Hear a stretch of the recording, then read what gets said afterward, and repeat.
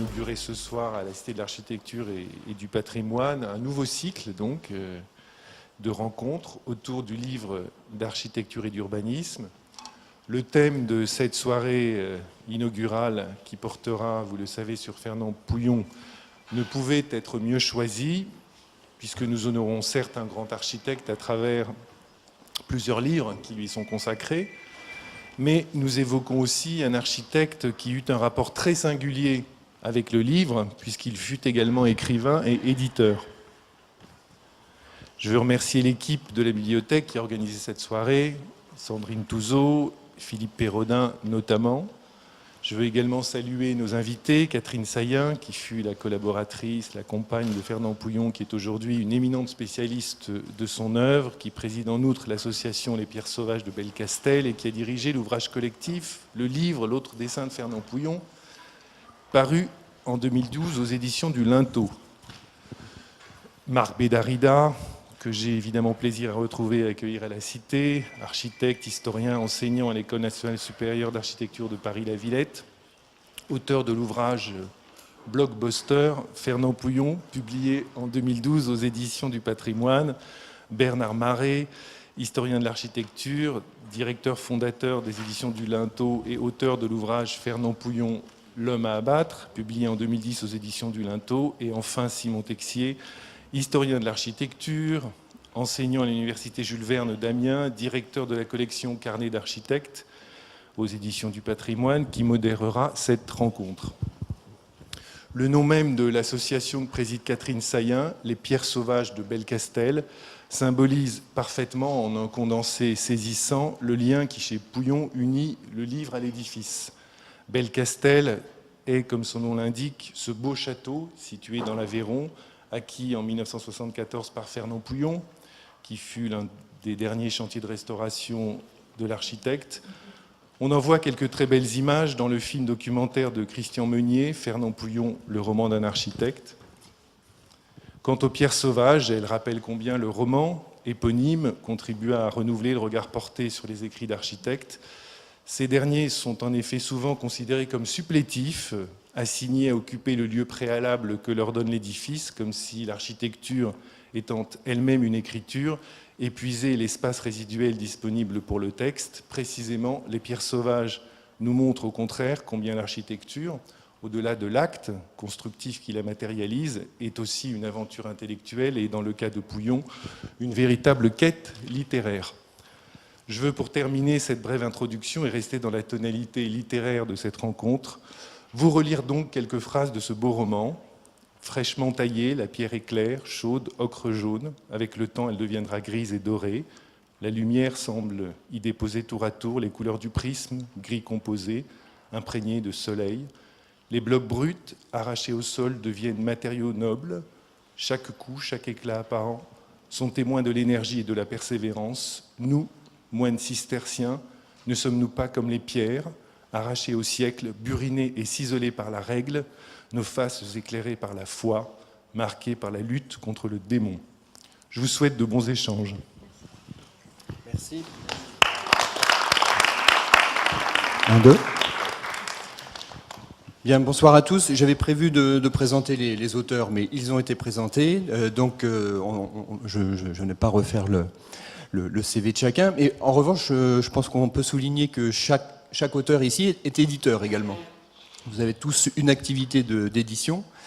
Et on est là, de fait, pour parler à la fois d'un architecte qui a été constructeur, bâtisseur, qui a été écrivain, raconteur d'histoire, et qui a également été un grand collectionneur de livres, et un éditeur. Donc on va évidemment parler de cette activité d'édition.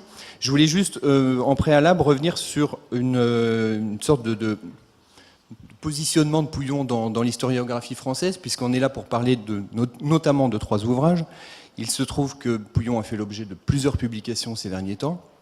On peut peut-être rappeler que depuis sa mort en 1986, qui est aussi la date si je ne m'abuse, de la première monographie faite par Bernard Félix Dubord aux éditions du Moniteur. Ensuite, ont paru quand même un certain nombre d'ouvrages qui montrent que Pouillon n'a cessé d'intriguer, n'a cessé de susciter une sorte à la fois de fascination du fait de son personnage, on y reviendra bien sûr, mais aussi du fait de l'œuvre. Et ensuite, je pense qu'on peut rappeler que des historiens de l'architecture ou des historiens tout court, tels que Jacques Lucan, Daniel Wollmann, qui s'étaient essayés à l'exercice compliqué de la biographie de Pouillon, Jean-Lucien Bonillot, et j'en oublie bien sûr, des générations de chercheurs ont entamé, et des étudiants travaillent également régulièrement sur son œuvre. Donc il y a à la fois une actualité, je pense, éditoriale, mais une actualité de l'œuvre, et c'est un petit peu ça dont je voudrais qu'on parle dans un premier temps avec Catherine Saillen. Également rappeler, juste avant que l'on démarre, que dans une perspective d'un paysage éditorial, Pouillon marque vraiment les esprits, enfin, occupe une place vraiment à part, on l'a dit, suscite de plus en plus de travaux, et peut être situé parmi les grands, les géants du XXe siècle, hein, à côté de Le Corbusier, de Prouvé et de Perret. Je pense que ces quatre-là forment une sorte de corpus, suscitent à eux seuls un corpus bibliographique absolument colossal. Et alors, ce qui, chez Pouillon, me semble-t-il, je crois que c'est une évidence, hein, se détache du trio Le Corbusier, Prouvé, Perret, hein, qui depuis quand même 30 ans ont donné lieu à plusieurs dizaines d'ouvrages, c'est justement la place, le côté totalement romanesque du personnage, alors que les trois autres sont plutôt des gens assez austères. Avec Pouillon, on a quelqu'un qui a raconté sa vie, hein, qui n'a pas raconté son œuvre comme l'a fait Le Corbusier, mais qui a raconté sa vie et son œuvre, qui a fait de sa vie une œuvre, contrairement aux autres, je pense. Donc il y a ce chevauchement, hein, des notions, des valeurs, qui méritent que l'on y revienne. Et puis il y a donc cette fameuse affaire du CNL qui a fait couler tant d'encre, et sur laquelle Bernard Marais a souhaité revenir dans son ouvrage de 2010. Alors pour commencer, je vais passer la parole à Catherine Saillen, en vous demandant de nous rappeler un petit peu comment s'est faite cette rencontre. La rencontre avec l'homme s'est faite d'abord, a précédé... la rencontre avec l'œuvre, pardon, a précédé la rencontre avec l'homme, avec l'enseignant. Et donc c'était pour vous, si j'ai bien compris, une sorte d'évidence. Et ce que j'aimerais aussi que vous nous disiez, c'est dans quelle mesure Pouillon aujourd'hui est un architecte que l'on peut dire d'actualité. Quel est le message réellement de Pouillon aujourd'hui? Il n'y a pas beaucoup d'étudiants dans la salle, mais il y en a quelques-uns, je pense. Est-ce qu'aujourd'hui, et on y reviendra peut-être avec Marc qui enseigne en école d'architecture, qu'est-ce que l'on peut tirer de l'œuvre de Pouillon aujourd'hui quand on est apprenti architecte? Eh bien, pour reprendre à l'origine, qui répond un petit peu aux questions d'actualité, c'est que quand j'étais jeune étudiante et que je venais de terminer des études de sciences politiques et donc pas du tout d'architecture, je suis descendue donc de Paris et j'ai fait mes études. J'ai décidé de faire des études d'urbanisme à Aix-en-Provence et donc à l'IR d'Aix-en-Provence. Et puis donc j'étais pionne à Marseille, comme beaucoup de gens quand on est étudiant. Et heureusement en fait que je n'avais pas connu Fernand Pouillon par ses histoires précédentes. Je veux dire, moi j'étais une génération où dans un milieu qui n'est pas architecte, on n'évoquait pas spécialement les affaires de Fernand Pouillon sous un angle sulfureux. Et la seule chose que je connaissais à peine, c'est que mes parents étaient allés en Algérie et avaient vu des hôtels très très beaux, et c'était donc ce que je connaissais de lui. Mais quand j'ai découvert les immeubles du Vieux-Port, je ne savais même pas que ces immeubles étaient de Fernand Pouillon. Et je quittais le vieux centre magnifique d'Aix-en-Provence Et puis, donc, il fallait traverser, il fallait prendre le bus à l'époque, enfin, toujours, je pense, ou le train, mais là, moi, je prenais le bus. Je traversais, j'avais été pionne dans les quartiers nord de Marseille, donc je traversais tous les matins. Là, je voyais ces quartiers monstrueux, pour moi monstrueux. Hein. Et quand j'arrivais au Vieux-Port, je me disais, mais quel bonheur, ces immeubles baignés dans la lumière du matin, qui sont donc la couleur de l'or, quoi. C'est vraiment beau. Et ça m'avait beaucoup frappée parce que c'était la première fois que du logement contemporain me touchait vraiment et me donnait une grande émotion. Et je me disais, mais l'architecte qui a conçu ces immeubles est forcément quelqu'un de bien.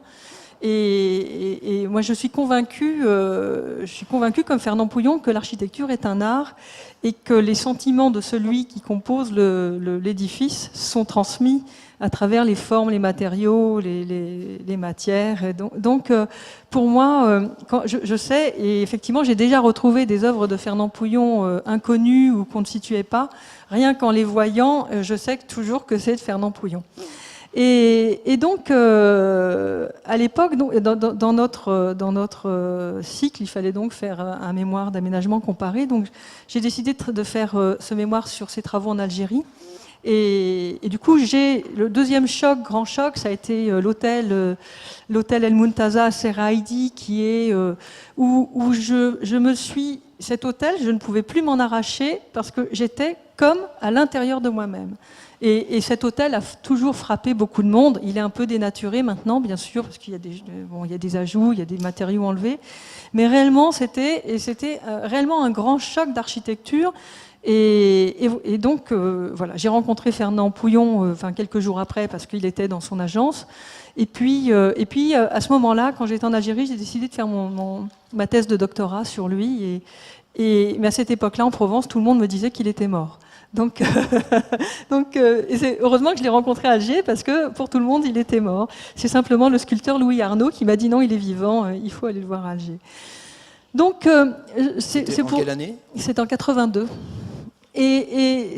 Alors c'était très difficile de travailler sur Fernand Pouillon. Je n'ai pas trouvé de directeur de thèse en architecture. Et j'ai dû me tourner vers les géographes de Poitiers, mais là on partirait trop loin. Et puis du coup, j'ai pas fait ma thèse parce qu'effectivement, je suis restée vivre avec Fernand Pouillon et on était en Algérie, donc je suis devenue son élève. Fernand m'a dit mais tu peux pas aller. Bon, mais puisque tu peux pas faire, je vais t'apprendre. C'est comme ça que je suis devenue son élève. Et donc ça a été fantastique. La seule difficulté qui a été pour moi par la suite, c'est que je n'ai pas fini. Comme il est mort 4 ans plus tard, l'enseignement n'était pas fini.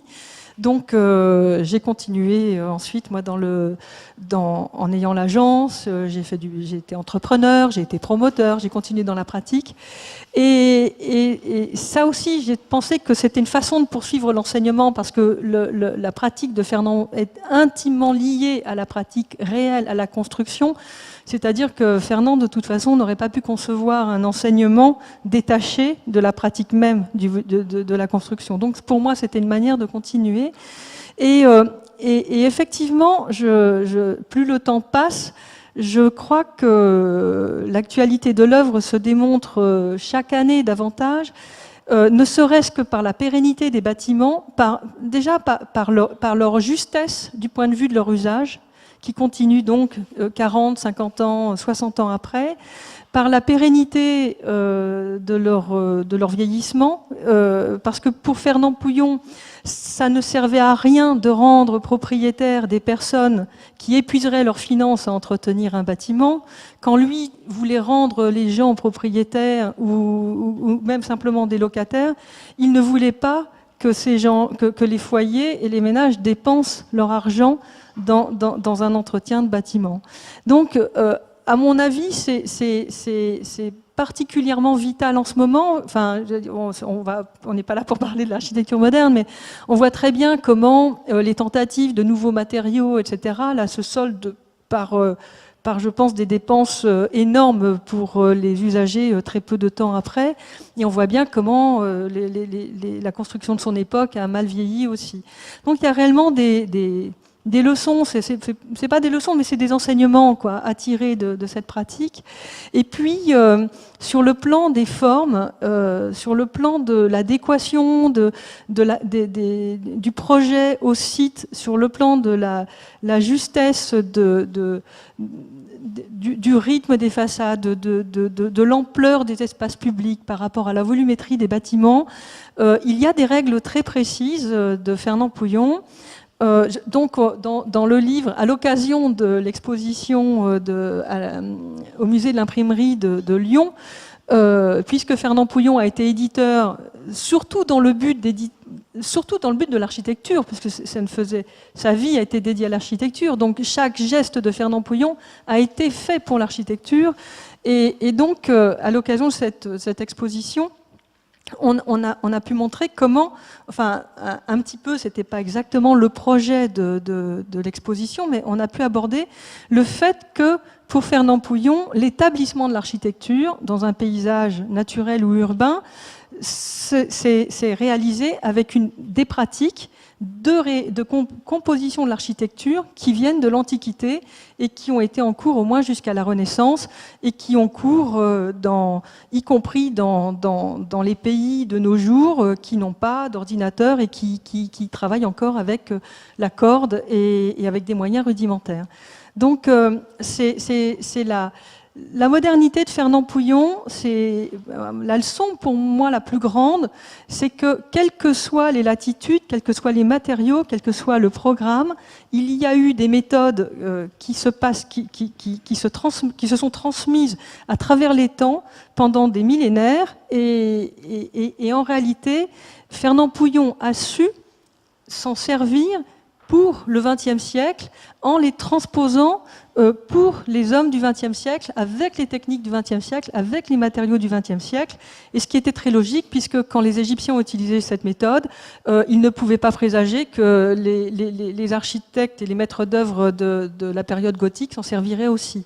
Donc c'est une méthode qui vaut partout, et c'est celle-là qu'il a utilisée. Je trouve que c'est ça la modernité, à un moment donné où le paysage, surtout en matière de logement, est... Bon, c'est pas le sujet. Il y a encore des architectes qui utilisent la pierre et qui reviennent à la pierre aujourd'hui. Hein. Oui, mais c'est pas la question de la pierre, hein. C'est réellement une méthode de composition.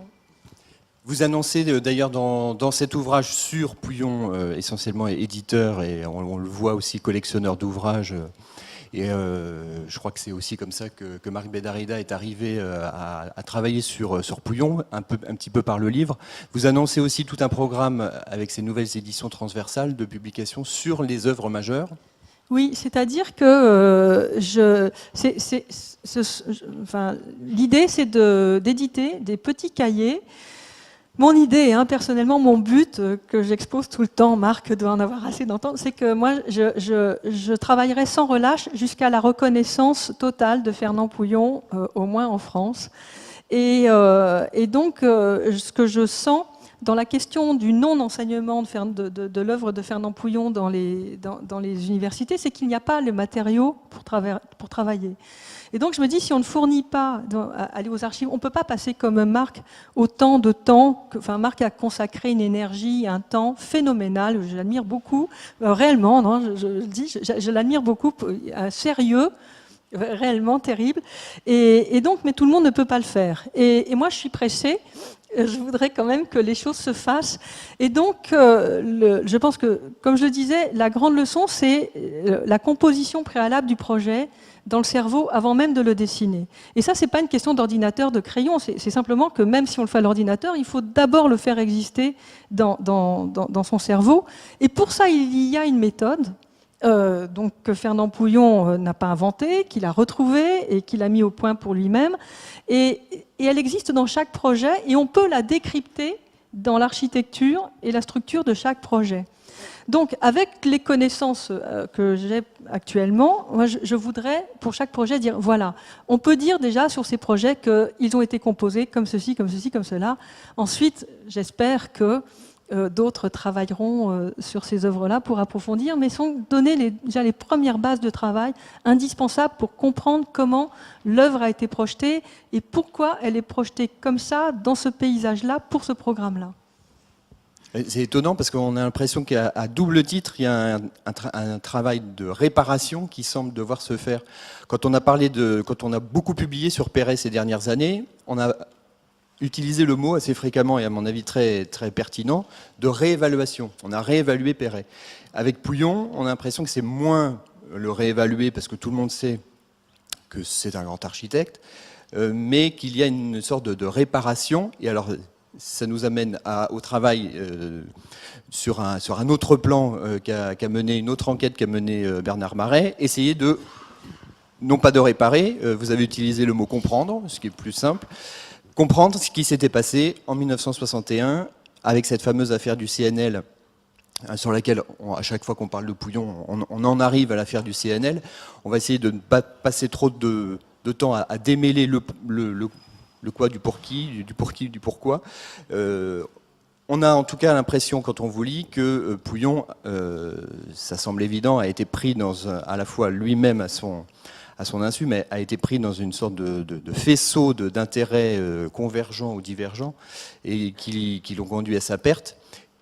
Mais c'est quand même l'élément fondateur à la fois d'un mythe et de son propre mythe qui va alimenter aussi son ouvrage, ses fameux mémoires.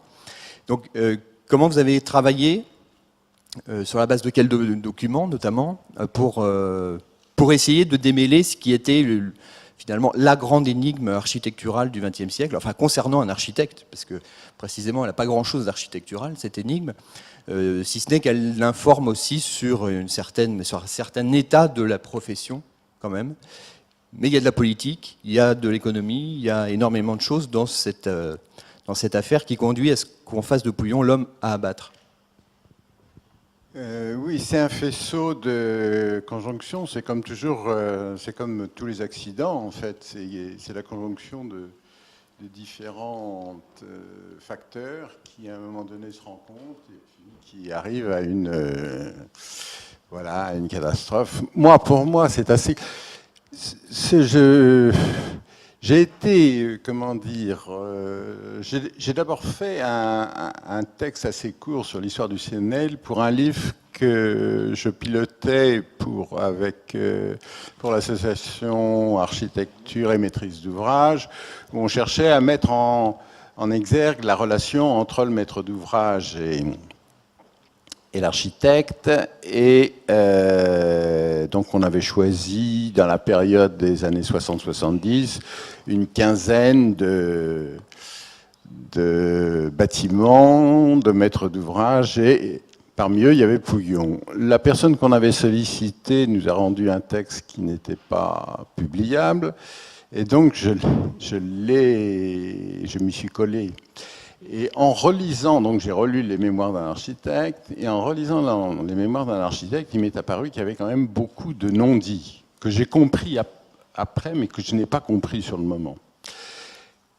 Et j'ai lu la presse de l'époque, et quand même, il y a eu des conjonctions bizarres, dans la mesure où la presse lui est tombée dessus à bras raccourcis, sur une information dont on n'a jamais su d'où elle venait, sinon qu'elle venait de très haut, et donc vraisemblablement du Premier ministre, et que Pouillon a été inculpé et incarcéré, alors qu'aucune plainte n'avait été déposée contre lui, ce qui était quand même un peu bizarre, hein.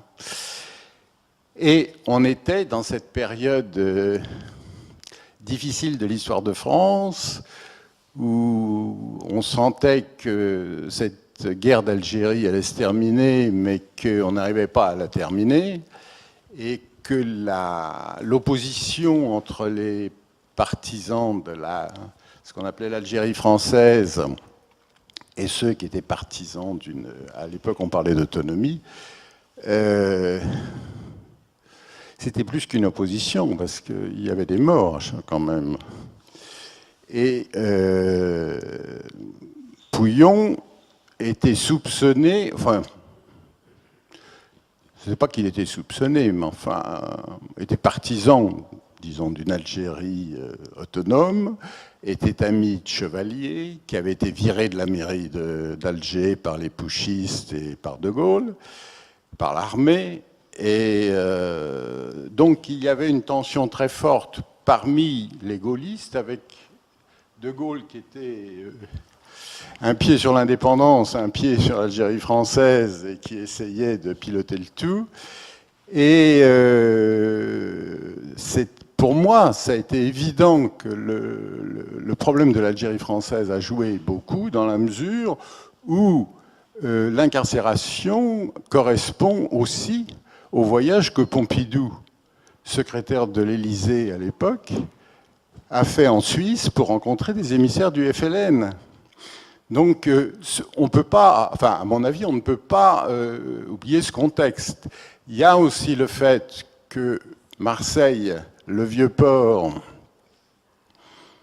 Pouillon avait quand même évincé un notable défendu par l'Ordre des architectes, et que l'Ordre des architectes avait une revanche à prendre sur Pouillon, donc il l'attendait au tournant. Et puis il y avait quand même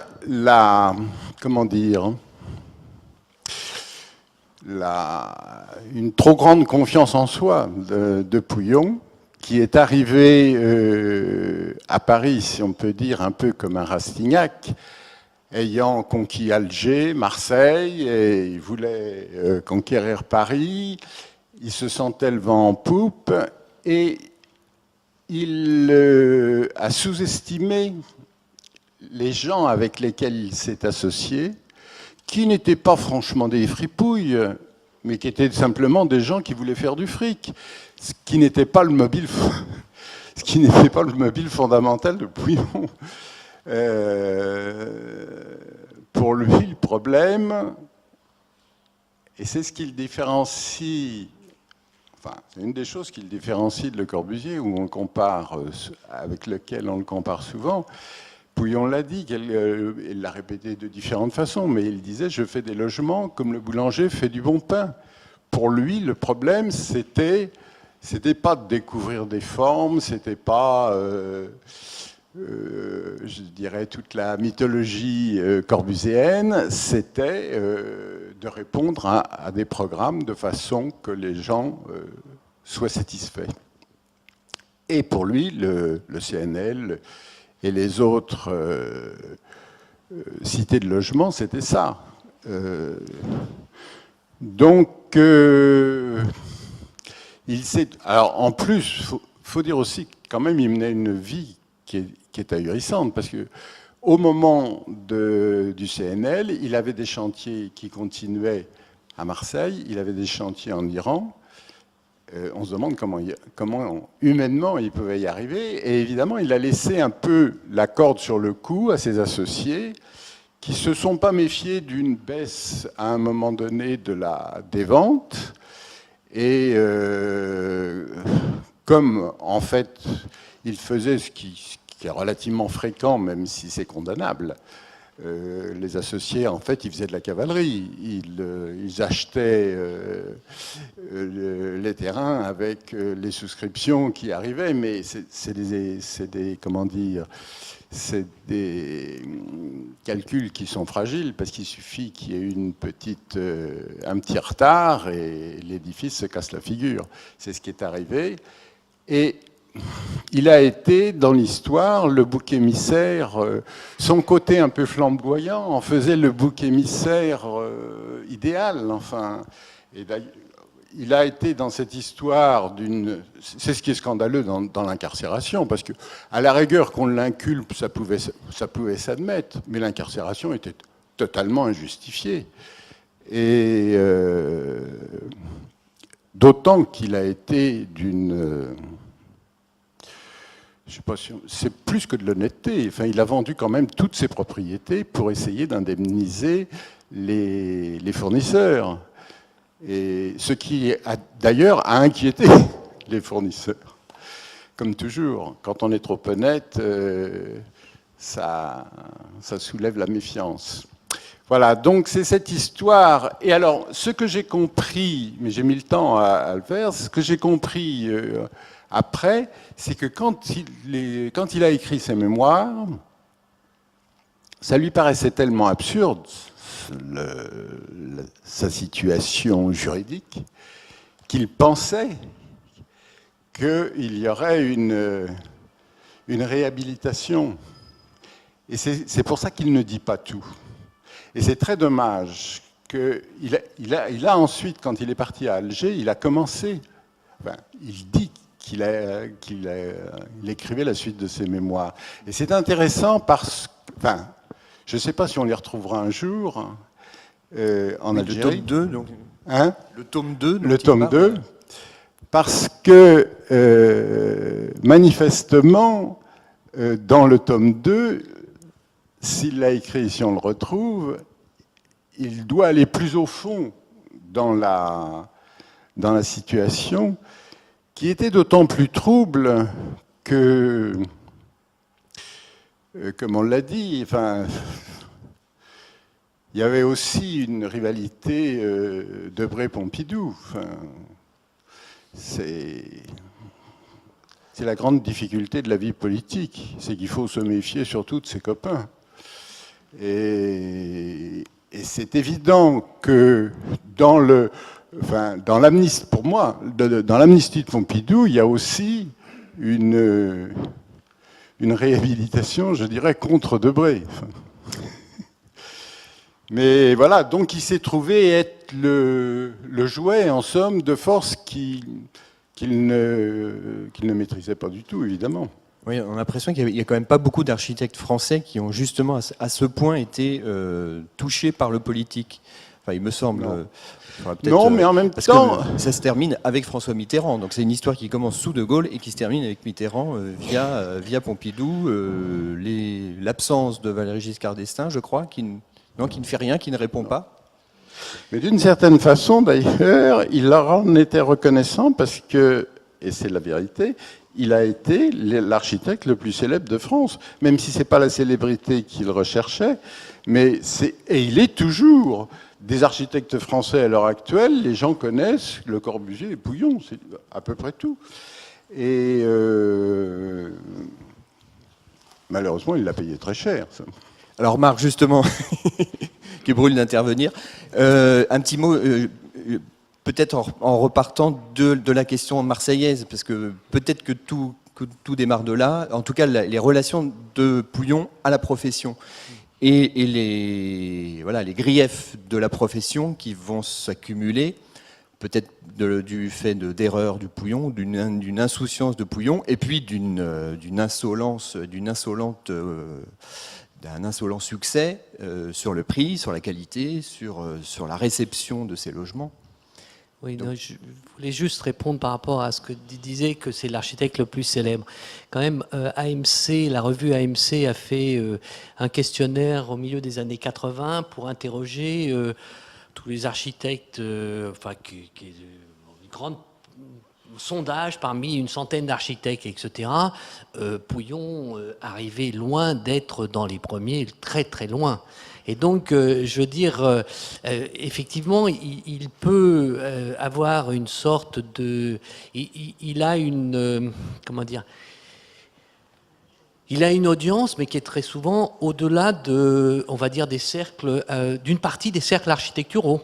Ah, tout à fait, mais moi, c'est ce que je renommée et du grand public. Pas chez les architectes, je parle du français moyen. Ah oui, et il y a déjà eu des sondages où, effectivement, Fernand Pouillon, dans les sondages de grand public, est deuxième. Voilà, oui. Peu d'architectes ont fait la une des journaux du soir ou du matin, mais oui, non, mais Marc, tu mets le doigt sur quelque chose. Tu mets précisément le doigt sur une question centrale, c'est que la reconnaissance de l'œuvre de Fernand Pouillon par ses confrères n'est pas là, et que du coup, elle n'est pas dans les écoles. C'est plus compliqué que ça, il me semble. Parce que moi, comment dire, dans les écoles, on parle de Pouillon, mais ce qui m'a frappé, moi, c'est Gérard Monnier ne parle pas, dans son histoire de l'architecture, de Pouillon, quasiment pas. Ne parlons pas de Frampton. Si on regarde Maurice Besset sur l'architecture française, ne parle pas de Pouillon. Il y avait une collection faite par l'éditeur américain Brasilaire sur la nouvelle architecture dans différents pays. Il y en a un tome qui est fait par Udo Kultermann sur l'Afrique. Il n'y a rien de Pouillon. Donc effectivement, ce qui est tout à fait étonnant, c'est quelle que soit l'époque, jusque aux années 90, il est totalement absent de la scène éditoriale dans toute histoire de l'architecture, qu'elle soit française ou qu'elle soit ailleurs, extra-européenne. Donc ça c'est tout à fait étonnant. Quant à dire que... bon, ça, c'était une première donnée. Deuxième donnée, on dit c'est un acteur qui, dans son corps, hein, et par rapport à ses confrères, n'est pas reconnu. Je pense que c'est beaucoup plus compliqué. C'est-à-dire que c'est un personnage qui est au cœur même du système. Je veux dire, il est au cœur même de la sphère architecturale. Personne ne peut l'ignorer. Je veux dire, je pense qu'on ne peut pas dire, du fait de ces constructions, on parlait de... Si on donne un chiffre, entre 1900, quelque chose comme 56 ou 52 pour commencer avec Alger, et 62, moment où il termine les opérations de Paris, il construit 15 000 logements. Donc, d'autres discutent 12 000. Mais qui construit 12 000 logements dans très peu d'opérations? Je veux dire, 4 opérations parisiennes, 3 opérations algéroises. Donc on voit bien que ça ne peut faire que du... ça ne peut pas ne pas frapper les esprits. Il est donc au cœur du système, mais en même temps, il est le fils d'un petit entrepreneur ou d'un petit ingénieur. Il n'a pas... comment dire, il n'est pas du sérail des grands architectes qui ont fait, avec une reconnaissance, qui ont eu le Grand Prix de Rome, puisqu'elle a fait, et c'est une des découvertes qu'on a fait sur toutes ses études à Marseille. Il n'a jamais cherché à être dans ce cercle-là. Pour autant, hein, il construit pour le maire d'Aix-en-Provence, il construit pour le maire de Marseille, il construit à Avignon... pour Gaston Doumer, enfin je veux dire, ensuite, pour complexifier la situation politico-architecturale, en 1965, alors qu'il est interdit d'exercice, qu'il sort de prison, il va faire le projet pour le nouveau maire de Créteil, qui est un gaulliste de Première-Bourg, qui est le général Billotte. Il va faire le plan du nouveau centre de Créteil. Donc quand même, moi... je veux dire, c'est quelqu'un qui est en plein au cœur du système, mais il est, comment dire, on ne peut pas dire que c'est une sorte d'Oserman qui fait quelque chose un peu très particulier, qui est un peu marginal, etc. Il est au cœur, sauf qu'il n'a aucun des pédigrés qui lui permettraient de faire partie de cette élite que sont les prix de Rome, les BCPN, les choses comme ça. Donc voilà, il est là. Et pour revenir à la question, c'est-à-dire qu'il y a une sorte de métamorphose. Moi, la Deuxième Guerre mondiale et les circonstances de la Deuxième Guerre mondiale sont une métamorphose. Avant la Deuxième Guerre mondiale, il est un architecte, entrepreneur ou promoteur qui construit des immeubles entre mitoyens d'une vingtaine de logements. Voilà, voilà ce qu'il fait. Et puis, sans doute du fait de l'arrivée de toute une série de personnages à Marseille avec le partage de la France entre zone nord et zone sud, il y a notamment Eugène Baudouin qui vient là. Il reconnaît une très grande estime à Eugène Baudouin, qui, lui dit-il, ne l'a pas enseigné en tant que tel, mais à son voisinage, il a appris énormément de choses.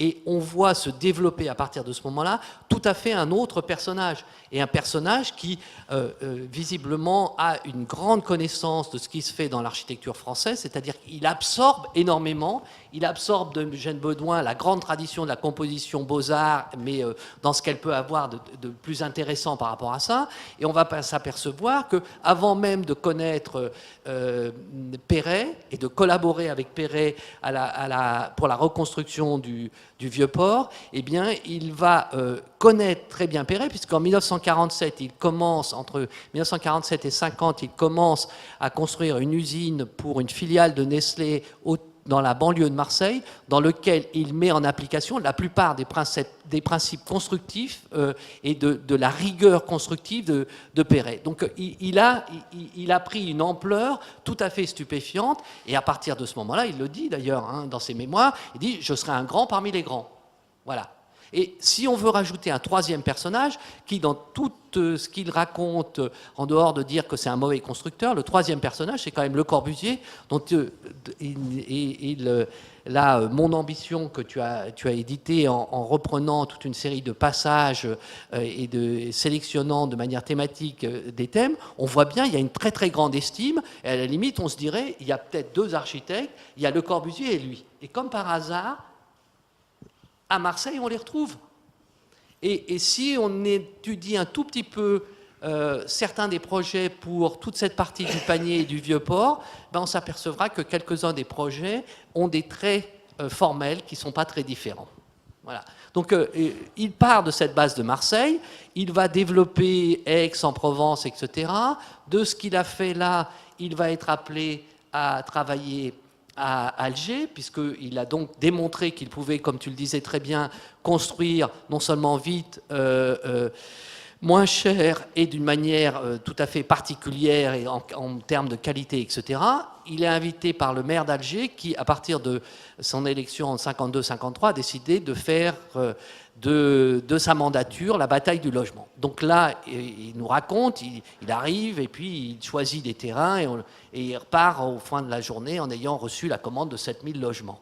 Donc voilà, il est là. Et pourquoi est-ce qu'il monte à Paris? Tu as raison de dire. Eh bien, il monte à Paris parce que le maire d'Aix, il va se brouiller avec. Le maire de Marseille change de couleur politique. Ça devient Gaston Defferre, qui est un ennemi personnel de Pouillon. Et à Alger, en 58, Jacques Chevalier, pas Maurice Chevalier, Jacques Chevalier est le maire est donc renversé et donc il n'a plus ses trois appuis. Donc qu'est-ce qu'il a? Il a une agence de 100 personnes, il a une agence extrêmement efficace, etc. Et donc il se dit, y a-t-il un endroit, non seulement pour peut-être qu'on me reconnaisse ma capacité conceptuelle et constructive, là, Paris, mais il y a aussi, où est-ce qu'on manque le plus de logements? À Paris. Et donc, il vient à Paris, et effectivement, c'est pour ça que pour rajouter un petit peu un élément qui n'est pas simplement un élément algérien par rapport à la lecture qu'on peut faire des ennuis qu'a Pouillon, c'est qu'il arrive à Paris entre 56, et donc c'est en 61, en mars 61 qu'il est arrêté, il construit ses 7000 logements. Ça veut dire qu'il trouve 4 terrains. Je veux dire, ça veut dire que les terrains, il le laisse entendre d'ailleurs dans ses mémoires, quelque part il les surpaye, hein, c'est-à-dire, ou en tout cas il y a plusieurs promoteurs qui cherchent ces terrains.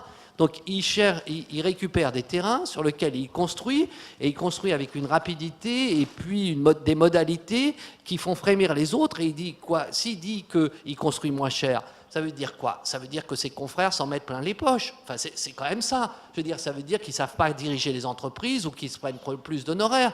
S'il construit mieux, ça veut dire que les autres sont ignorants. Donc, je veux dire, déjà à Marseille, il a eu des ennuis, effectivement, quand il a reçu la commission du front de mer et du Vieux-Port, parce qu'il y avait donc un architecte, non seulement chef d'atelier à l'école des Beaux-Arts, mais aussi un grand prix de Rome qui le supplante, mais quand même, il est relativement injurieux. D'autre part, il a construit une société, il a fait des sociétés qui elles-mêmes mettent en œuvre le chantier. Donc il est devenu promoteur, il est devenu architecte, il est devenu constructeur et commercialisateur. Donc il commence à gêner du monde.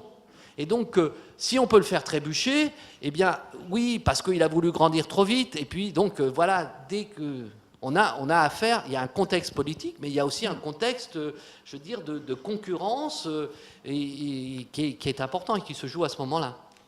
Et alors, pour revenir sur le Pouillon, est-il du sérail ou pas? C'est vrai, il ne sort pas du corps, il n'est pas Grand Prix de Rome, mais puisqu'on évoquait tout à l'heure Le Corbusier, Prouvé et Perret, on a les trois monstres sacrés avec Pouillon. Bien sûr, ils sont 4. Aucun de ceux-là ne sort du sérail, hein, et chacun a forcé les portes d'une certaine manière. Alors Pouillon, peut-être l'a-t-il fait trop vite, avec un peu de maladresse, mais et Perret et Le Corbusier ont été persona non grata pendant plusieurs dizaines d'années, parfois. Prouvé n'était pas architecte, Perret était même pas diplômé et entrepreneur, donc tous ont joué aussi sur plusieurs tableaux. Alors, on peut évoquer la place de l'architecture d'aujourd'hui, parce que, évidemment, Pouillon est au cœur du système, mais la profession dominée par une certaine orientation du modernisme international prend le parti de ne pas considérer Pouillon comme un architecte publiable. Oui, alors, dans les 4 personnages que tu cites, il y en a quand même 2 qui ont fait leurs études à l'école des Beaux-Arts. Alors, effectivement, Perret, ce n'est pas des diplômés, mais il y en a quand même 2 qui ont fait des études en France à l'école des Beaux-Arts. Je distinguerais un petit peu ça. Et à un moment, quand même, Perret va diriger l'atelier de bois. Donc, il y a quand même une sorte de... Donc, on n'est pas tout à fait dans la même situation. Effectivement, Le Corbusier vient d'une trajectoire plus différente, etc. Et éprouvé aussi. Donc, c'est deux points tout à fait différents. Alors, qu'est-ce qui fait Enfin, c'est vrai qu'il y a une brouille très forte, non seulement avec l'ordre des architectes, mais il y a une brouille très forte avec l'architecture d'aujourd'hui. Une brouille qui, d'ailleurs, commence plutôt par une rencontre, puisque le premier projet que fait Pouillon, qui est un immeuble d'habitation à Aix-en-Provence, est publié dans l'architecture d'aujourd'hui. Donc, tout commence sous les bons auspices. Deuxième opportunité qui devrait arranger les choses, c'est que Pierre Vago va louer une partie de son agence pendant la Deuxième Guerre mondiale, et il raconte que Vago et les 2 familles vont souvent pique-niquer, etc., et se rencontrent. Bon, ce qui est certain, c'est que cette idylle ne va pas durer. Donc effectivement, après-guerre, que ça soit sur le numéro spécial d'architecture d'aujourd'hui sur l'Algérie, que ça soit lorsque Pouillon va recevoir le prix du cercle d'études architecturales. C'est Chevalier qui a reçu le prix. Oui, Pouillon oui était... alors, justement, on ne le donne pas, mais l'architecture d'aujourd'hui le dit bien, le décrypte bien, on ne le donne pas à... ça c'est pour les Alger, mais il l'a quand même pour ordonnance, pour son livre. Ah, ça peut-être. Et donc, moi, je pense... qu'est-ce que ce cercle d'études architecturales en 1952 finance l'édition des maximes de contribution à une théorie de l'architecture de Perret. Et l'année suivante, qu'est-ce qu'ils aident financièrement la publication, et ils soutiennent la publication d'Ordonnance, qui est cet très beau livre de relevés et de description de la forme urbaine d'Aix-en-Provence. Donc d'un côté, on a Perret et la construction, de l'autre côté, on a sur la forme urbaine. C'est très intéressant, la continuité. Eh bien, à chaque fois, effectivement, que ce soit sur l'Algérie, on ne va pas montrer les projets qui ont joui d'une faveur incroyable de l'administration française. Que ça soit pour ordonnance, on ne va pas parler de ce projet, et on va même démissionner du jury par la suite. Enfin bon, et donc on voit bien qu'il y a une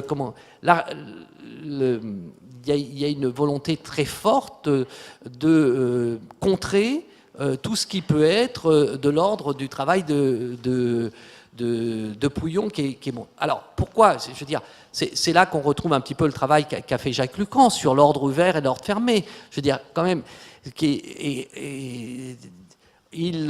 Pouillon ne veut pas de ces splendides édifices qui peuvent être au milieu d'un vaste espace vert et dans lequel une architecture qui relève en quelque sorte d'une architecture objet, dans lequel, je veux dire, c'est l'espace libre dominant, dans lequel l'édifice n'est pas aligné par rapport à la rue, ne constitue pas une place reconnaissable, etc.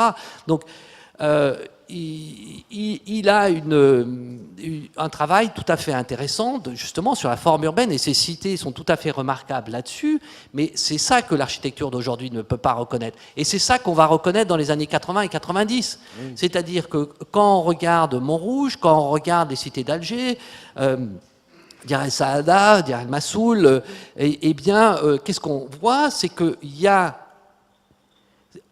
une chose étonnante, c'est que la plupart de ce sont des petites barres. Simplement, elles ont toutes des retours et elles sont emboîtées les unes par rapport aux autres, de sorte que effectivement, il y a un certain dispositif héliotropique. Hein, dans ce sens-là, il est moderne. D'autre part, les bâtiments ne sont pas nécessairement alignés sur rue. Il n'y a plus de devant, il n'y a plus vraiment de derrière. On peut rentrer des deux côtés, d'ailleurs, plus ou moins.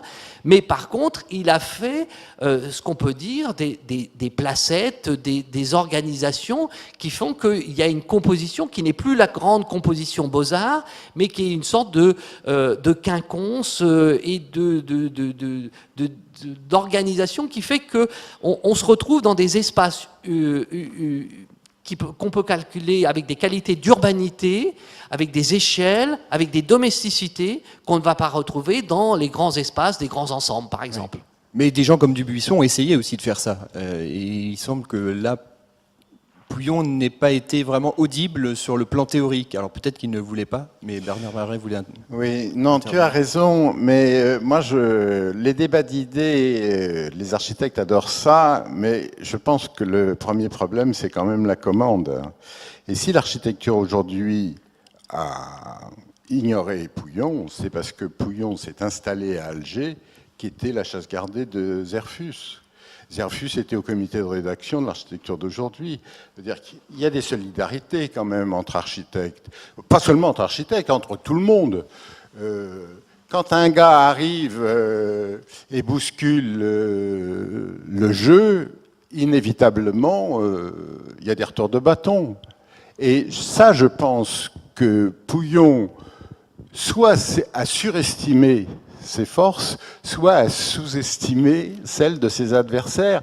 Il ne se rendait pas compte, en arrivant à Alger, où il ne se rendait pas assez compte qu'il prenait la place d'un autre architecte, qui était, lui, dans l'établissement de l'architecture moderne. Oui, mais je suis d'accord avec tout ça, mais en même temps, imaginez une production de la ville qui soit, qui n'ait aucun caractère d'empathie, qui n'ait aucun, où les espaces publics sont des espaces abandonnés, goudronnés, avec des places de parking, du bitume pour rentrer chez soi, des halls d'entrée. Et alors, voilà un type qui n'est même pas de l'école, qui n'est pas des grandes écoles, qui les réfute même, qui tient sa culture d'un autre parcours que ses confrères et qui, moins cher que ses confrères, fait beaucoup plus beau. Mais même maintenant, je pense à toutes les époques, un Fernand Pouillon dérange. Fernand Pouillon n'a pas été le premier à déranger et peut-être, on espère qu'il ne sera pas le dernier. Et l'importance pour Fernand Pouillon de faire moins cher, elle était très importante pour lui, puisque on l'explique un petit peu dans la culture architecturale de Fernand Pouillon et dans toute cette culture qui vient de ces livres d'art et d'architecture, de cette bibliographie ancienne et de l'histoire de l'estampe. Enfin, c'est quand même le XXe siècle, j'ai l'impression que c'est quand même le premier siècle qui abandonne les espaces publics et les espaces au sol. Je ne connais pas d'époque antérieure où on se fout complètement de l'espace au sol en l'abandonnant au bitume. Donc, que Fernand Pouillon retrouve cette caractéristique, on a tous un inconscient collectif, et donc quand on se retrouve dans les espaces de Fernand Pouillon, ce qu'on se retrouve bien, c'est qu'il est naturel que l'espace au sol soit traité et participe du paysage. Le paysage se fait aussi avec la perspective que l'on a devant nous, se fait aussi avec le sol. Donc, pour Fernand Pouillon, qui considérait que le projet d'architecture doit aussi traiter cette partie et qu'il y a donc de la dépense à engager pour cet espace-là, alors il lui fallait absolument construire moins cher ses immeubles, ce qui lui permettait d'avoir de l'argent, de dégager de l'argent pour traiter ces espaces au sol, et tant qu'à faire moins cher, alors autant aussi en faire profiter le maître de l'ouvrage ou les acquéreurs.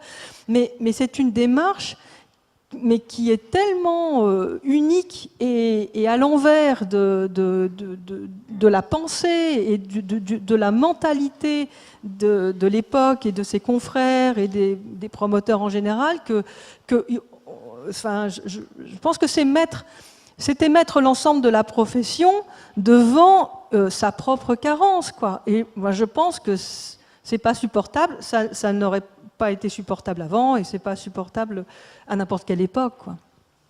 Je pense qu'on peut aussi rajouter que c'était pas être publié n'était pas son objectif. D'ailleurs, c'était quelqu'un qui dessinait très peu de jolis dessins. On n'a pas de jolis dessins, je veux dire. C'était vraiment quelqu'un qui était dans le faire et qui était dans le bâtir. Et son enjeu, finalement, si j'en reviens au raisonnement que je tenais, je suis né petit, mais je vous battrai tous par la quantité de ce que je ferai. Et moi, je vous aurai parce que je serai le plus grand bâtisseur, au sens maître d'œuvre et bâtisseur, et c'est moi qui en ferai le plus. Et là-dessus, vous pouvez vous aligner, vous n'êtes pas capable. Et vraiment, on le voit, c'est-à-dire qu'il fait des albums pour ses commanditaires, il peut faire des albums photos, des albums de dessin, des choses comme ça, mais il les donne aux donneurs d'ordre. Les revues, il n'en a pas. C'est pas ça qui va m'amener de la commande.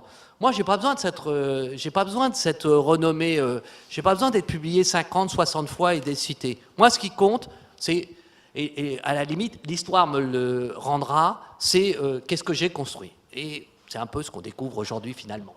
Oui, parce qu'on s'acharne toujours contre l'architecture d'aujourd'hui qui incarnerait l'architecture en France. C'est quand même pas la seule revue. Et on peut constater que ni Technique et Architecture, ni La Construction Moderne, qui est une revue plus traditionnaliste, ne publie Fernand Pouillon, alors que ces revues, où la technique des travaux s'intéresse à la construction en pierre. Dans les années 50, Pouillon n'est pas le seul à construire en pierre. On pourrait peut-être évoquer ça, parce qu'il y a un marché de la pierre qui revient avec l'industrialisation de la coupe, avec la pénurie du béton. Et Pouillon ne rentre pas, me semble-t-il, dans un débat ni sur la pierre, ni sur la question du matériau, ni sur la question de la forme urbaine. Il fait. Mais c'est-à-dire que la pierre, elle s'impose pour le logement, pour la pérennité du logement. Et d'autant qu'il a trouvé le moyen de la bâtir pas cher. Mais Fernand Pouillon, quand il construit un aéroport comme Marignane, forcément c'est en béton. Quand il construit en Iran, Marc a vu les projets iraniens, mais c'est en béton aussi. Et puis pour tous les projets algériens touristiques, c'est en briques, en béton et la chaux. La pierre représente, je n'ai pas calculé, mais ne représente pas le pourcentage majoritaire dans l'œuvre de Fernand Pouillon. Elle s'est imposée pour le logement parce qu'elle était économique. Et Citer l'Iran remontre encore comment il est au cœur du système.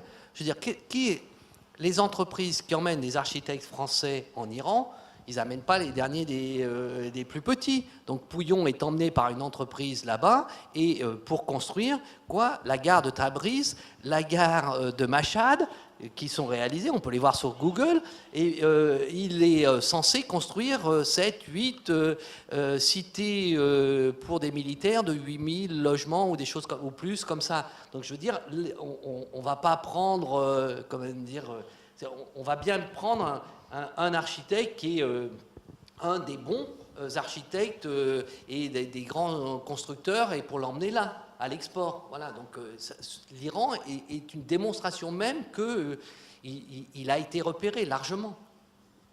Je pensais à l'Iran et tu as évoqué tout à l'heure le rôle d'Eugène Baudouin, et Eugène Baudouin était un fou d'Ispahan. Et pour lui, la grande leçon urbaine, c'est Ispahan. Est-ce que chez Pouillon, il y a cette fascination, via Baudouin ou via une culture architecturale générale, est-ce que Ispahan occupe une place parce que on sait que chez Baudouin, c'est quand même la référence absolue. Dans les proportions... Marc aussi peut répondre. Je ne crois pas qu'il y ait Il n'y a pas d'édifice emblématique ou de réalisation. Enfin, je peux me tromper, hein, je ne suis pas quand même dans le... Enfin, mon sentiment, c'est plutôt... Enfin, on en parlera à la fin, mais c'est plutôt l'ensemble des pratiques de la composition architecturale qui fait les beaux édifices. Donc Fernand Pouillon, à partir du moment où, où les édifices sont dans ces pratiques, il les aime, donc bien sûr qu'il se peint sûrement, mais pas, à mon avis, pas plus que... peut-être que par exemple les propylées d'Athènes et le temple le Parthénon est plus emblématique pour lui peut-être qu'Ispahan comme grande leçon d'architecture. Alors la transition est toute faite, puisque du Parthénon à Auguste Choisy, il n'y a qu'un pas. Et donc nous sommes dans une bibliothèque et le protocole veut que nous terminions cette première conversation autour de Fernand Pouillon, en évoquant chacun d'entre vous des ouvrages qui vous ont marqué. Alors en lien évidemment avec Fernand Pouillon, des ouvrages qui vous ont inspiré peut-être, qui ont été pris dans la bibliothèque ici, dans le fond de la bibliothèque de la Cité. Et donc peut-être évoquons Choisy, puisque c'est l'un des grands classiques. Moi j'ai choisi l'histoire de l'architecture d'Auguste Choisy. Ce qui est donc pas un choix original, mais c'est le livre par excellence de base de l'enseignement de l'architecture pour Fernand Pouillon. Et réellement, c'est un livre qui se suffit à lui-même pour apprendre la composition des formes, des structures, des matériaux, des matières, et l'histoire de l'urbanisme aussi. Et pour Fernand Pouillon, il était la base et peut-être la seule base nécessaire. Ensuite, il faut former son esprit, il faut former son œil, il faut bien sûr entretenir les visions et les rapports harmonieux. Mais pour lui, s'il n'y devait y avoir seulement un enseignement pour bâtir, c'est l'histoire de l'architecture qu'il faudrait prendre.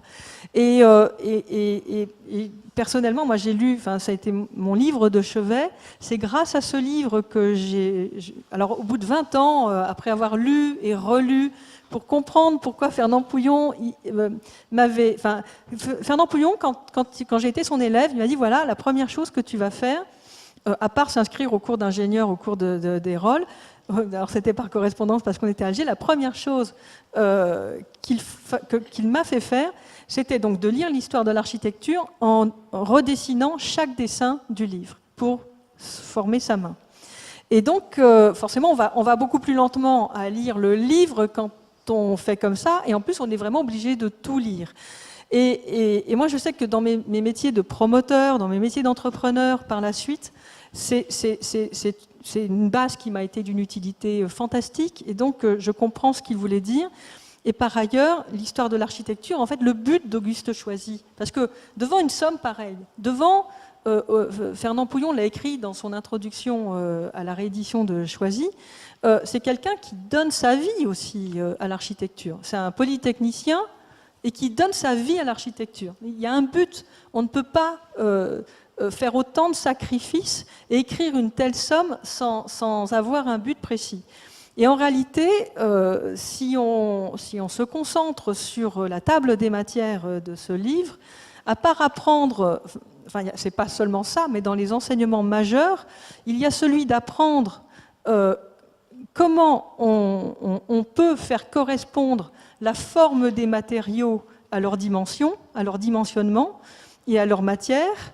Et la grande leçon aussi, c'est que l'harmonie des espaces urbains et l'harmonie de toute architecture à travers les âges vient de la corrélation de tous les éléments du projet les uns avec les autres et qui sont toujours forcément dans des rapports mathématiques ou dans des rapports géométriques. Et c'est exactement ce que Fernand Pouillon, ça a été exactement la méthode de Fernand Pouillon. Et c'est la raison pour laquelle Fernand Pouillon lui-même disait qu'il n'y avait pas besoin, l'école effectivement des beaux-arts, tout cet enseignement lui paraissait superflu et plutôt entravant dans la manière d'aller directement dans le vif de l'enseignement, dans le vif de la composition du projet. Et lui disait toujours qu'il fallait se concentrer et ne pas éparpiller son savoir, ses connaissances. Et pour lui, voilà, c'était la base et pratiquement l'unique base. Marc, tu as apporté Alors moi, j'ai simplement parce qu'il y a un très beau catalogue d'expositions qu'avait fait l'IFA en 2003. Épuisé depuis longtemps. qui est épuisé depuis longtemps et donc qu'il faut venir consulter avec attention. Donc Alger, paysage urbain et architecture 1800-2000. Et là-dedans, il y a un très intéressant article de Zineb Çelik, qui est aussi l'auteur d'un autre livre qui se retrouve ici, Urban Forms and Colonial Confrontation, Algiers during, under the French Rules.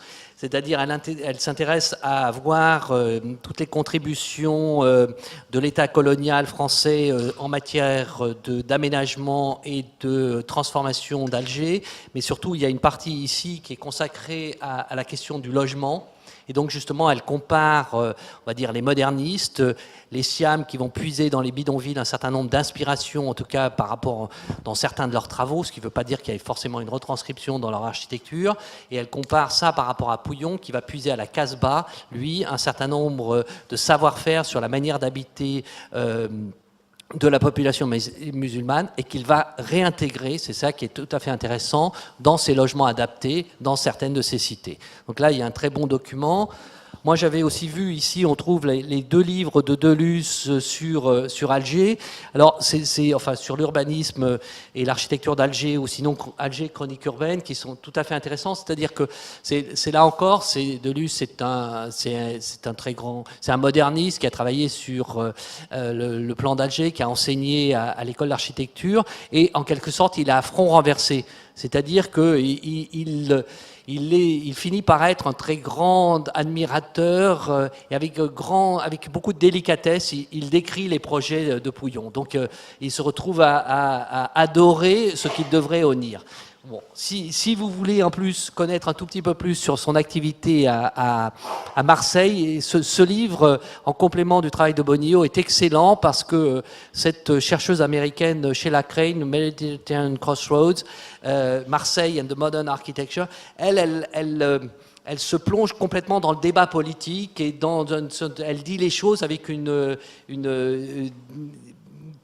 elle ne mâche pas ses mots et elle ne cache pas un certain nombre de choses qu'on essaye de dissimuler sur les enjeux politiques, qu'est-ce qui se passait dans le quartier du Panier, dans les livres des auteurs français, vous ne citerez jamais que, par exemple, il y avait un quartier interdit, donc c'était un lieu de prostitution phénoménal à cet endroit-là. Je veux dire, tout est clean et tout est propre, et elle n'est pas politiquement correcte. Donc il y a un côté très intéressant, et en plus, elle traite très bien...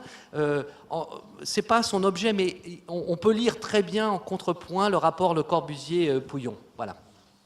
Et Bernard ? Alors moi, je suis le mauvais élève, j'ai mal lu l'invitation, je ne savais pas qu'il fallait parler d'un livre, je m'en excuse.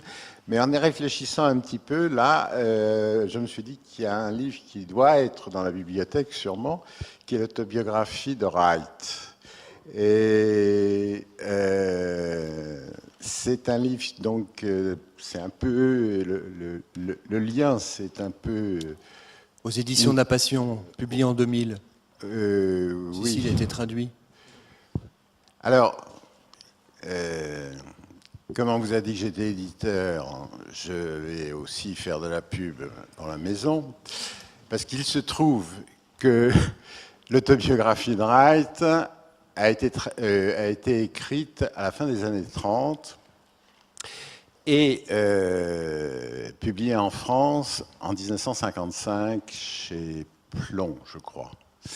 Et à cette époque-là, on n'était pas loin de la fin de la guerre et le Japon était encore considéré comme un pays inamical, dirons-nous.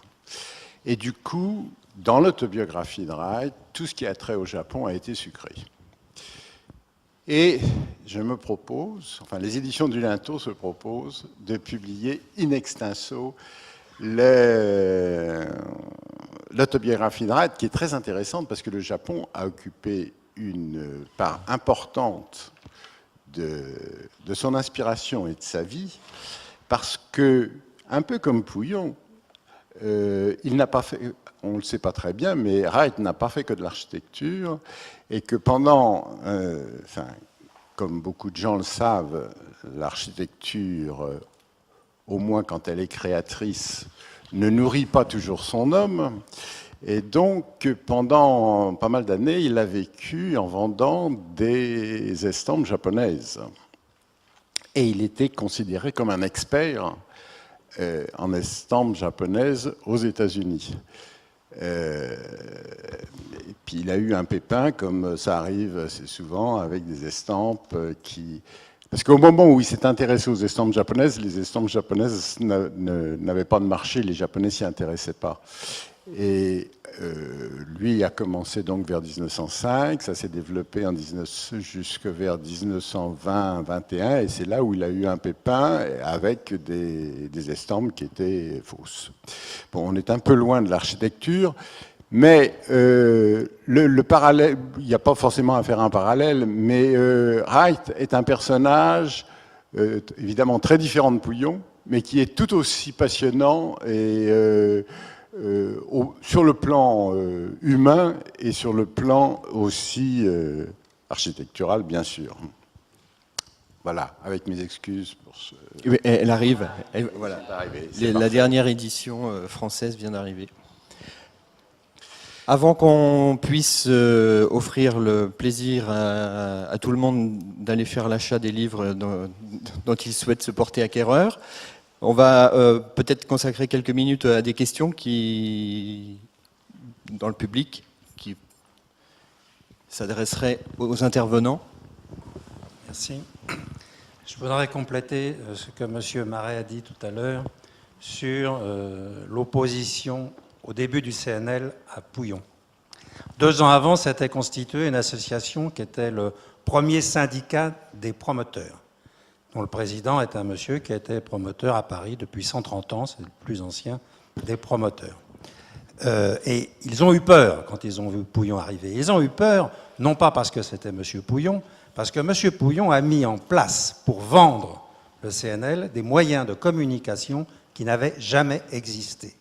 Il a acheté des pages entières dans France Soir et dans Paris Presse. C'était la première fois historiquement qu'on achetait des pages entières immobilières. Il a acheté des publi-reportages dans Match de 6 pages en couleur. Ça vous intéresse, je les ai, je les collectionne depuis toujours. Je pourrais vous le montrer. 6 pages en couleur. Et là, dans ces documents, il expliquait qu'il construisait 30 ou 40% moins cher. Il le disait, avec des mots pas aussi précis, mais enfin presque. Si bien que tout le monde de l'immobilier a pris peur. A pris peur, pourquoi? Parce que partout, les jeunes cadres, tout ça, t'as vu le truc à Boulogne, t'as vu le truc qui est pas cher, t'as vu le truc... On n'avait jamais vu une telle communication pour l'immobilier. Et ça se répétait, ça se répétait, ça se répétait dans les agences immobilières, partout, etc. Fallait que ça cesse. Pouillon, il a inventé l'appartement témoin. L'appartement témoin du CNL, ouvert de 9h du matin à 9h du soir, avec 4 ou 5 vendeurs qui vous renseignaient. On ne l'a revu qu'avec Parly 2, ça, on ne l'a pas revu avant, après. Donc il a mis en place des moyens de communication extraordinaires. Et ça, eh bien, je peux vous dire, parce que je débutais ma carrière à ce moment-là chez l'autre monsieur dont je parlais, on l'a très, très, très mal vécu. Les gens de l'immobilier, dont je ne suis pas, mais je suis serviteur de l'immobilier, prestataire pour eux, n'ont pas supporté cette forme de Pouillon au moment du CNL. Et ils lui ont fait payer parce qu'il y a eu un lobbying, ça ne portait pas ce nom-là à l'époque, mais il y a eu un lobbying en disant il faut casser ce gars-là, indépendamment du politique. Ça complète ce qu'a dit M. Marais. Ça ne... Donc il y a une belle thèse à faire sur Pouillon et la presse.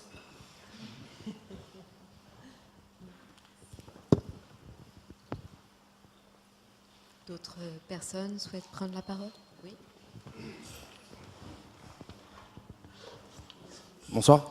Vous avez parlé brièvement tout à l'heure de son travail en Iran. Et je voulais savoir si quelqu'un s'y était intéressé un peu plus en profondeur. Et sinon, pourquoi? Est-ce qu'il y a des obstacles ou, Il y a un jeune architecte qui s'appelle Hervé Richard, qui est marié avec une Iranienne, qui s'y est intéressé il y a à peu près une dizaine d'années et qui avait rencontré l'associé de Fernand Pouillon, Farman Farmayan, qui vit à Paris. Mais ce qui est difficile, c'est qu'il est interdit en Iran les gares. D'abord, il a fait aussi l'état-major de l'armée. Tout ça est considéré comme d'intérêt stratégique. Il est absolument interdit de les photographier. Donc il avait réussi à faire la gare de Tabriz rapidement, mais donc c'est un peu enfin, bon, en Algérie, c'est moins difficile, mais enfin, l'Iran est quand même particulièrement difficile à étudier. Et puis, il y a des périodes où personne n'a envie d'y aller. N'est-ce pas, Marc? Tu veux pas y aller? Vous connaissez cette fameuse Française qui s'appelait Clotilde, je ne sais plus quoi, qui a photographié, bon, peut-être des manifestations, mais je veux dire, bon, voilà, le problème, effectivement, un peu complexe, bon, il y a l'état-major, il y a des choses comme ça, on ne sait pas ce que les villes militaires sont devenues, donc voilà. Mais en même temps, enfin, comme Marc a vu aux archives nationales les documents sur l'Iran, ce serait très intéressant parce que c'est une architecture résolument moderniste qui a l'air d'avoir été construite en Iran, mais sur pilotis, enfin, résolument. Enfin, je ne connais pas d'équivalent en France ou en Algérie de ce qu'il a fait là-bas. C'est du mur rideau en verre.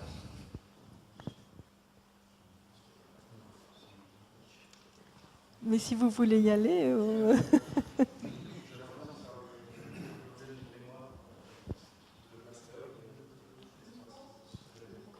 Je peux vous mettre en relation avec Hervé Richard, en tout cas. Ouais. Et le ministère des Affaires étrangères aussi, probablement.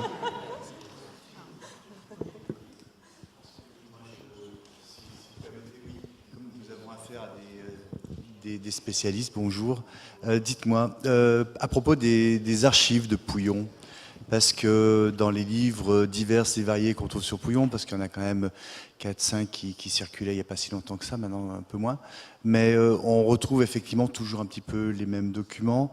Il est dit que les archives parisiennes, en tout cas françaises, auraient plus ou moins disparu, que les archives algériennes seraient confinées à Alger. Qu'en est-il de ces archives mystérieuses de Pouillon? Parce qu'on disait qu'effectivement, vous parliez du dessin, paraît-il qu'il dessinait merveilleusement bien et que, à part un ou deux dessins effectivement sur Marseille, on connaît rien vraiment de la main de Pouillon. Alors il devait bien dessiner cet animal. Ben, si le cas des archives est compliqué, c'est que la vie de Fernand Pouillon a été compliquée.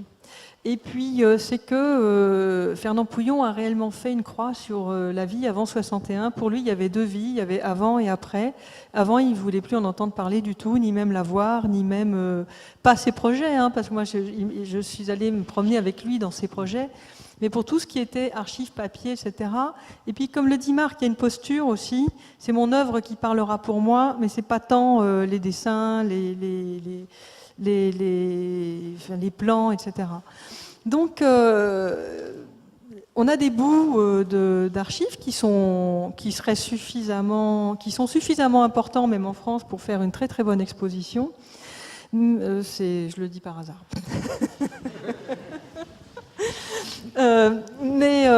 Donc, il y a l'avant-dernière fille de Fernand Pouillon qui en avait, mais je pense que ce sont des enfants de collaborateurs décédés qui ont dû l'apporter au Jardin de Flore, à la maison d'édition de Place des Vosges, ne sachant où aller, qui ont dû lui apporter.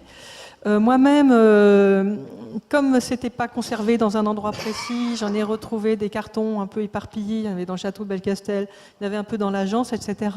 Tout ça fait un corpus intéressant, mais j'expliquais cet après-midi qu'il n'y a pas si longtemps que ça que j'ai compris la nature du corpus d'archives dont je dispose et dont l'association Les Pierres Sauvages utilise. C'est le corpus de l'association. Et donc, on discutait justement cet après-midi de l'avenir de ces archives-là.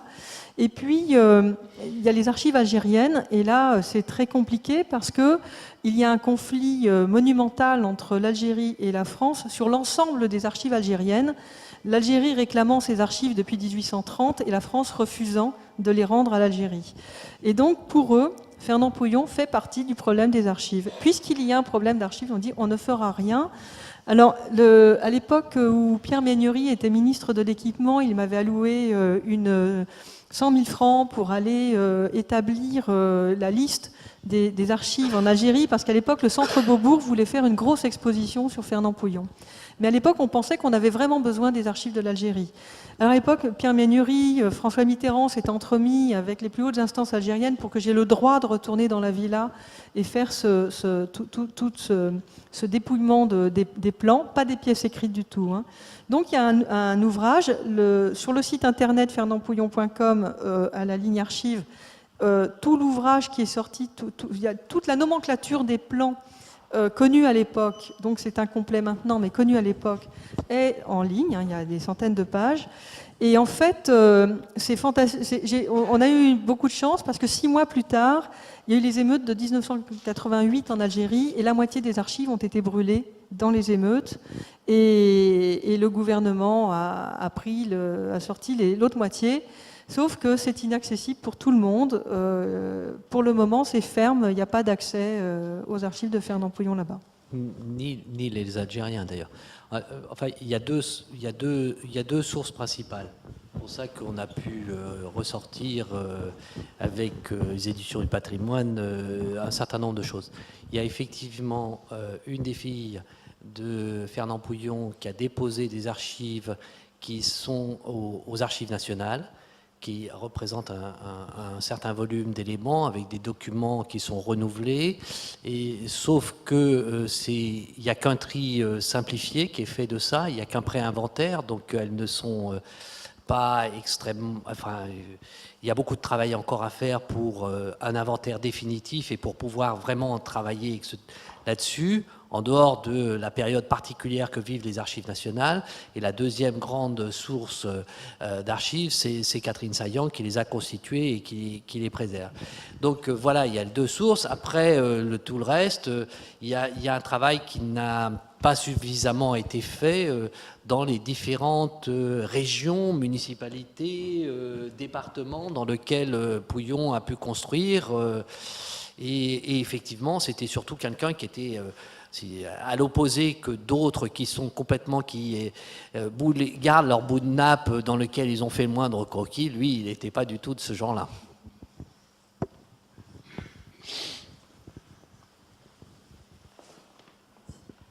Bien, nous allons clôturer cette soirée.